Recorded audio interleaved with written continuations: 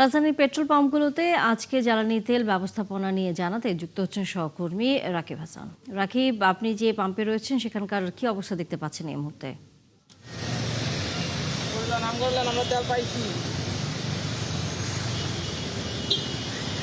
আসলে অবস্থা ব্যতিক্রম কিছু নেই। আমরা গত এক মাস ধরে পেট্রোল পাম্পগুলোতে যে অবস্থা দেখতে পাচ্ছি, যে চিত্র দেখতে পাচ্ছি, যে ভোগান্তি দেখতে পাচ্ছি সেটি এখনো বলবৎ আছে এবং সরকারের পক্ষ থেকে আসলে জ্বালানি তেল সরবরাহ বাড়িয়েও আসলে এই পরিস্থিতি সামাল দিতে পারছে না। সবশেষ আমরা দেখেছি যে গতকালকে জ্বালানি তেলের নতুন করে সমন্বয় করা হয়, সেখানে আমরা দেখেছি যে জ্বালানি তেলের দাম বাড়ানো হয়নি, অর্থাৎ অকটেন, পেট্রোল এবং ডিজেলের পুরনো দামেই সরকার দাম রেখেছে যে এপ্রিল মাসে আসলে কোনো ধরনের এই তিন ধরনের জ্বালানি তেলের দাম বাড়বে না।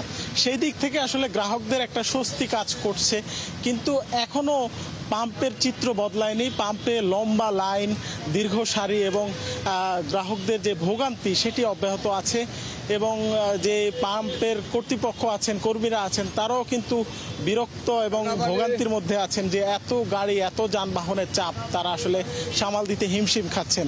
আমরা কিছুক্ষণ আগে কয়েকজন গ্রাহকের সাথে কথা বলেছি যে আসলে জ্বালানি তেলের দাম বাড়েনি, তারপরও কেন আপনারা এই লম্বা লাইনে দীর্ঘ সারিতে অনেকক্ষণ অপেক্ষার পর তেল নিতে হচ্ছে।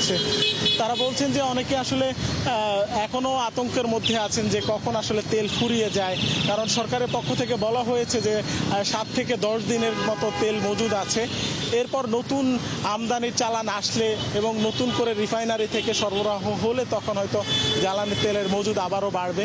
তো এই জায়গায় এখনো আতঙ্ক কাজ করতেছে, অর্থাৎ মানুষের মাঝে এখনো আস্থা ফেরেনি। আর এর পেছনে আরেকটি বড় কারণও রয়েছে যে রাজধানীর সব ফিলিং স্টেশনে কিন্তু একইভাবে তেল পাওয়া যাচ্ছে না। এখনো কিন্তু বড় একটা অংশ ফিলিং স্টেশন বন্ধ রয়েছে, সেগুলোতে জ্বালানি তেল না পেয়ে অন্য যেসব সচল পাম্প রয়েছে, যেমন আমরা এই মুহূর্তে আছি বিজয় সরণির যে সেনা কল্যাণ ট্রাস্টের যে ফিলিং স্টেশন, সেখানে লম্বা লাইন আছে। আমরা শাহবাগে দেখেছি মেঘনা ফিলিং স্টেশন, সেখানে লম্বা লাইন, এবং আসাদ গেটের ওখানে যমুনার একটি ফিলিং স্টেশন আছে, সেখানে তারা চেষ্টা করছেন আসলে গ্রাহকদের চাহিদা পূরণ করার, কিন্তু সেখানেও লম্বা লাইন আমরা দেখেছি। তো মূল কথা হচ্ছে যে কিছু কিছু পাম্প বন্ধ থাকার কারণে অন্য পাম্পগুলোতে চাপ বাড়ছে, ভোগান্তি বাড়ছে। আবার হচ্ছে যে যেসব পাম্পে এখন চাহিদা মতো সাপ্লাই দিচ্ছে, অর্থাৎ যেটা তাদের জন্য বরাদ্দ আছে, সেই জায়গায় আসলে চাপ পড়ে যাচ্ছে।